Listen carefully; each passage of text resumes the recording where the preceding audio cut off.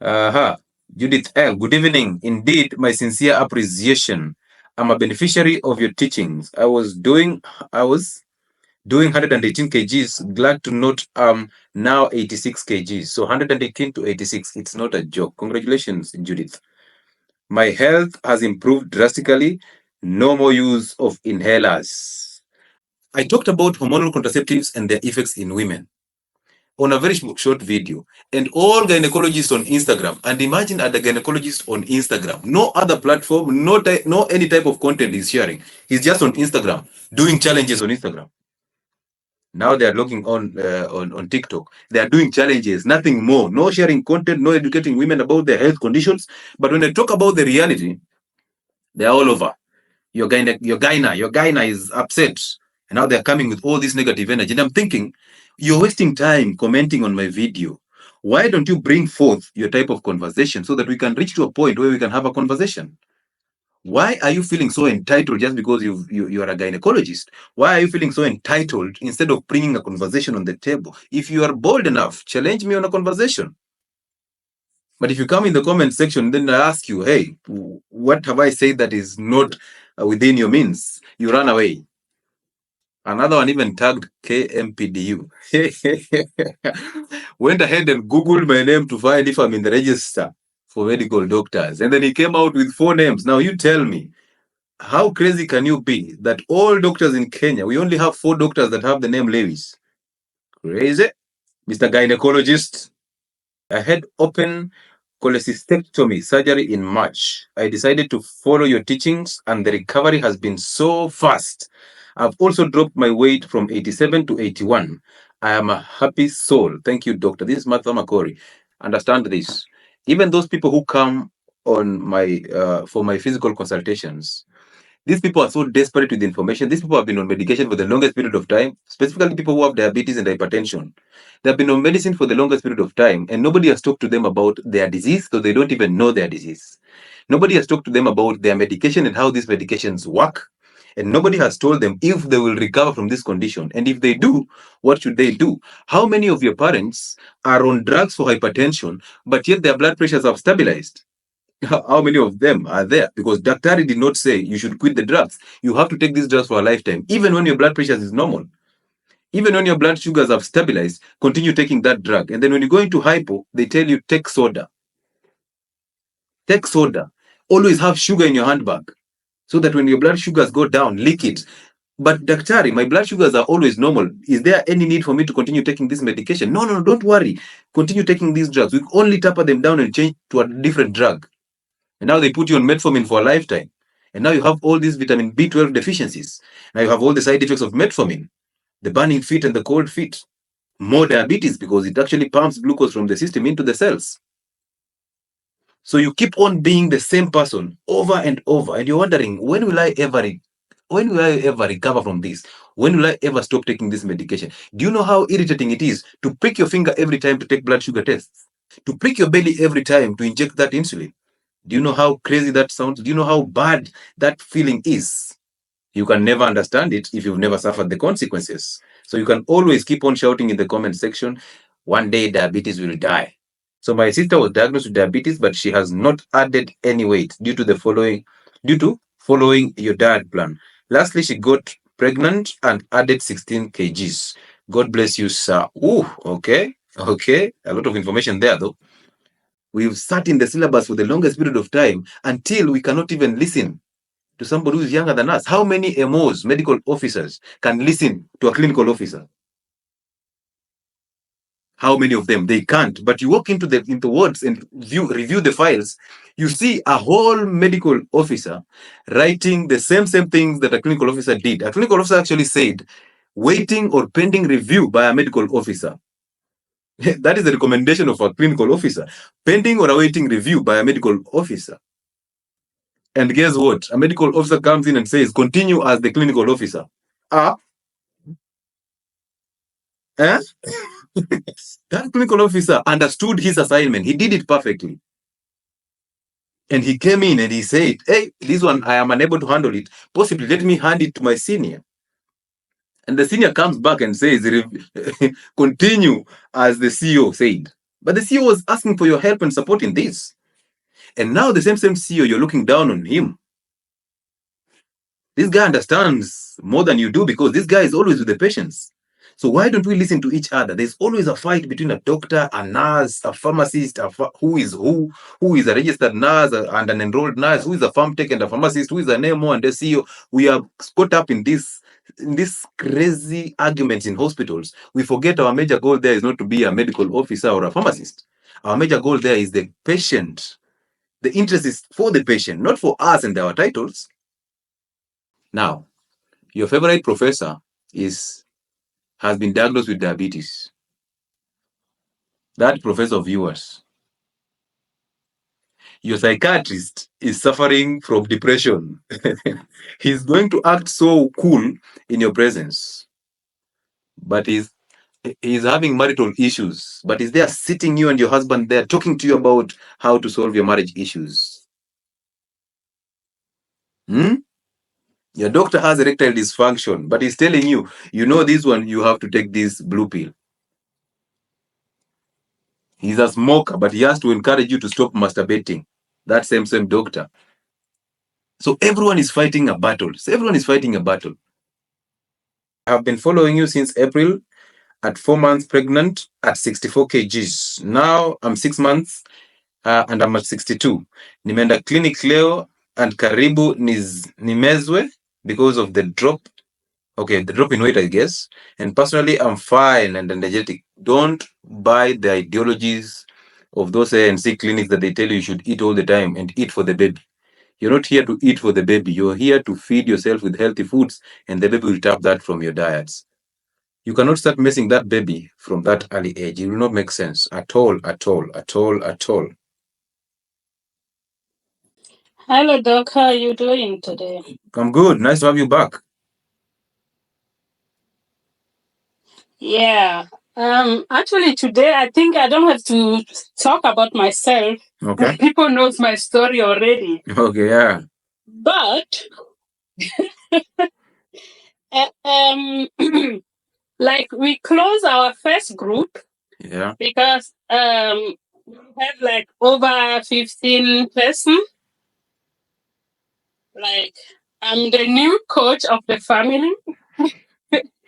And a lot of people lose weight because like mom, my sisters, and some other family members, like a lot, and our friends too. Wow. And then what they are facing now is somebody meet you, somebody with hot belly, and yeah, what are you doing? Are you sick? Why are you losing weight? Even to mom. And she said, no, I'm doing it for my health. Yeah. And I said, it's enough. You don't need to do much. But this person has a fat belly, suffering from arthritis, maybe diabetes, shock. Yeah. It's like, and after 30 minutes of talking, this same person will be asking, how do I do this? How can I get into your WhatsApp group? Yeah. So we are about to start a second one. Actually, it's really amazing how people need this information you are spreading. So everybody that can speak English is blessed. Wow. Because my people cannot speak English. I have to translate everything. Like all your videos, I watch them like even at work, when I'm taking my walk, all the time. Then I have to translate it to them to understand better. Yeah.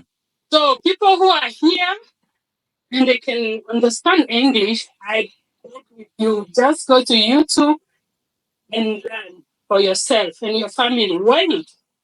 Man, thank you. Thank you for that. Imagine that. Imagine the energy that is being put in that. Now you see she's coming out with this message of actually translating our videos into, is it French or something? Is it French? No. Yeah. Ewe. It's called Ewe. Ewe. Hey. It's our mother tongue in Togo. So people in Togo are getting the message in their mother tongue. Now, Kekeli, thank you so much for being that kind and generous. Thank you so much for the support that you've accorded us all through. We know your journey. We appreciate your journey. And we hope that you keep on pushing harder, keep changing people's life in Togo. Because again, you are the Messiah there now. So be there, doctor. Thank you so much, Doc. I started following you February this year. I was 91 kgs. I'm now 78 kgs. There is this syndrome that is, congratulations, one dear. There is this syndrome that is called the fat people syndrome.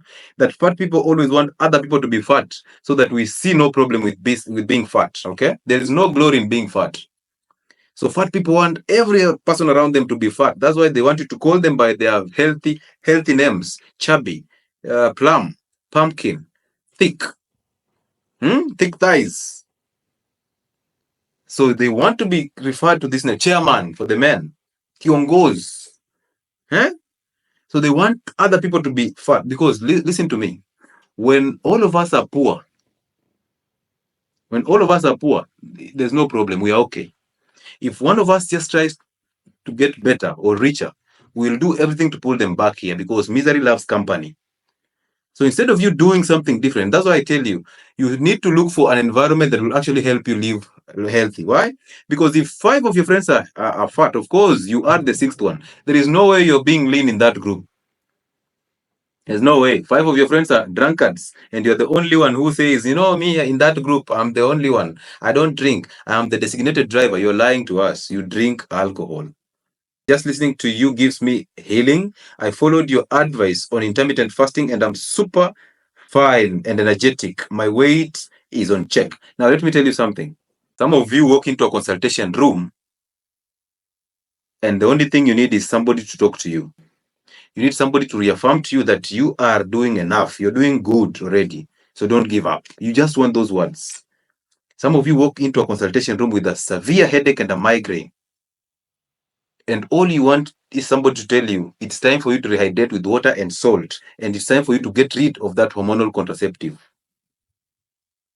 Go and sleep. Take a cold shower. Walk on the sun. Take a rest. And don't do anything. If you reach a point where you can't do nothing, it's the time to do nothing. You just want somebody to reaffirm that to you. But guess what?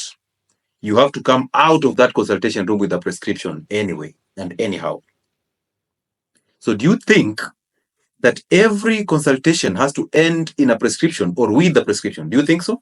After joining this platform and practicing the guidelines, I started valuing life so seriously because I feel so proud living a healthy life. This is Safi. Health is your first wealth. Whether you like it or not, health is your first wealth.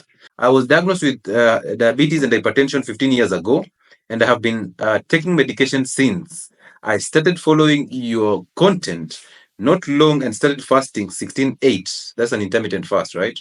And cutting portions. And my BP is very normal.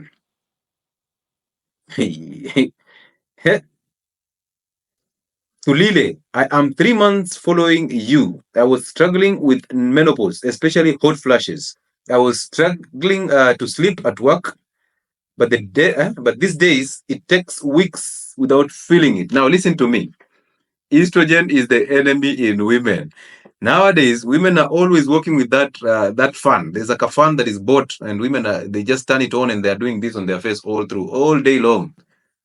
They get to bed after a cold shower, but the moment they just put that blanket or that duvet on them, they throw it away because of the hot flashes. It is crazy. And they have normalized it. They even come and tell me, Daktari, my problem is menopause. I am suffering from menopause. Listen, menopause is not a disease. Do not normalize it. Don't do the same mistake that is being done by these people who are normalizing endometriosis. Somebody asking the government for a talk about endometriosis. You think the government will change your diets? It's Nhlalo. It's Nklalo. please, please make us pronounce it very well. It's Nklalo. Nhlalo. Hey, okay. Welcome on board. Is it South African? Yes. Welcome on board. Thank you. Okay, so I've been following you for just about a month now. Yeah. I went to my gynae, and then I had, I had extended belly. I gained 4 inches within a few months. So I went to her, and then she said, "Oh, you've got a fibroid. It's so big. And I said, okay. And then she said, then I said, what am I supposed to do? She said, well, it's just going to go away on its own. You just have to live with it. She did not give any advice. Yeah. So I said, but I'm uncomfortable, because I can't wear my clothes. I'm not as confident. People think I'm pregnant. And then she said, oh, if you really want the flat tummy, take out the uterus. Just check with your medical aid if I can take out your uterus.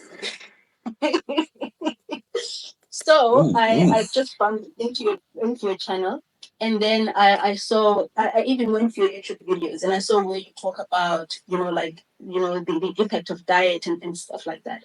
So for the past 2 weeks, I cut out coffee and I cut out sugar, just those two. Yeah. And already there has been such a huge difference. My skin looks different. It's more, it's glowing more. Yeah. My body has reduced, and I always had a problem with cold feet. I Yep. don't have cold feet anymore, so I feel much much better, and I look forward to fixing more of my diet. I'm really just stumbling around, and I can't consume a whole lot of content I in know. a short space of time. Now it's just sugar and coffee. I'm not taking that anymore, and I see a huge difference, even in my mood, even in the way that my brain. I don't have a foggy brain. I feel like I'm functioning more on the normal side. So I just want to say I am very thankful, and I hope more and more people find your channel. I'm telling all my friends to say, please just check out this. Yeah, man. Thank you. Thank you so much for doing that. Yeah, and stop listening to this guy. It's like when I left her room, I was actually almost in tears. I'm like, surely there must be something I can do. How can she say that this is the only solution? Just take out my uterus. So yeah. So I just want to say thank you so much. Thank you very, very much. Man, you're welcome. Thank you so much for sharing that. And thank you so much for reminding me that, by the way, our women their uterus are being removed just because they're over bleeding, just because they're having all these problems with sexuality. And the solution is in removing women's uterus. Now, let me pose this question to every single one of you here. When you have ulcers, do you think I should cut off your stomach? When you're suffering from an ulcer in the stomach, do you think it's time for me to chop off your stomach? Listen, we were born and designed to have our uterus in order to the last portion, to the last day. So when your doctor decides to remove that uterus, have they fixed estrogen dominance? When we were talking about weight loss yesterday and the bariatric surgeries, we said that there is no problem with you. If you have money and you feel like, now I am so unable to do this, let me just go for the surgery. That's your own business. But look at it this way. When you remove that uterus, have you fixed the cause of the problem? Have you fixed the estrogen dominance? The answer is no. Have you fixed the behavior and the habits around the increasing levels of estrogen? The answer is no. What have you done before you consider that surgery? Number one, they put you on hormonal contraceptives for a period of 3 months to stabilize your hormones. That is the way they start. That's why your gynecologist always starts after scanning you all through. The next thing they do is to put you on hormonal contraceptives to balance your hormones. Hormonal contraceptives have estrogen, a mess, because your problem is estrogen. So they are topping up on your problem so that you come back. You come back with the spotting and more bleeding. They give you tranexamic acid to stop the bleeding. They still continue with the hormonal contraceptives. After a period of time, this is not happening, this is not stabilizing, and you're getting worse. And the problem is you've not sought any alternative opinion from any other person. What do? You go back to the same doctor, and now they tell you, now, because you're beyond the ages of giving birth, we can now remove your uterus. Friends, let those organs be there. I am an advocate of always maintaining healthy and functional organs until the day we die. Don't chop off your stomach just because you had an ulcer. Don't chop off your ovaries just because you had a cyst. Fix what is causing that cyst, because you see how many women have done surgeries for fibroids. You remove the fibroids. 3 years down the line, the fibroids are back. What happened? You did not fix the cause. You kept on fixing the symptoms. Surgery fixes symptoms.